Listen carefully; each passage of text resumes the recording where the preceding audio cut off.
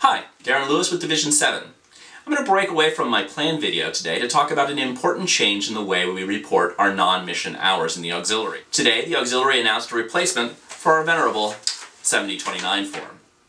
This form is a catch-all form for hours not reported in other places, and often accounts for the majority of the hours reported by a member. But it isn't the change in the form that's important, rather it's a change in the philosophy that the change in the form represents. Personally, I've been less than satisfied having so many of the hours that I contribute to the Coast Guard lumped as administrative. It simply didn't represent the complexity and value of some of the work undertaken, be it leading my flotilla or studying to pass a navigation rules exam so I could become coxswain qualified.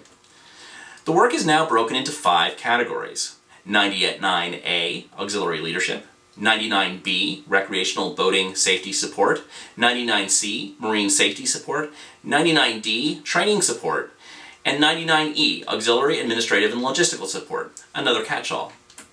These categories give the auxiliary a much better understanding of how we spend our time and gives the Coast Guard much better data to use when going to seek funding from the executive branch and Congress.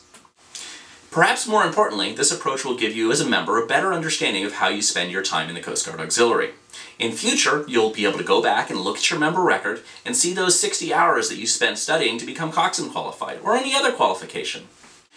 The trade-off could have been additional complexity in the record keeping, but the team on the national staff did the opposite and simplified the reporting, so you only report your total hours in each of the 5 categories, rather than reporting each activity separately, as on the previous form.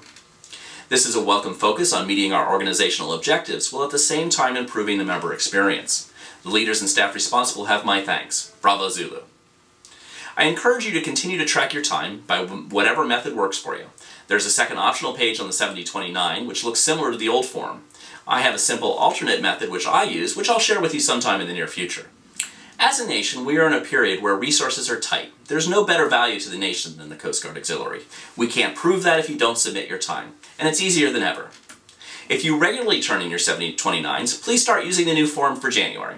If you've gotten behind on your hours reporting, please consider the new year and the new 7029 as an opportunity to get started. Thank you for your service, and as always, think safety first and look to the safety of your shipmates.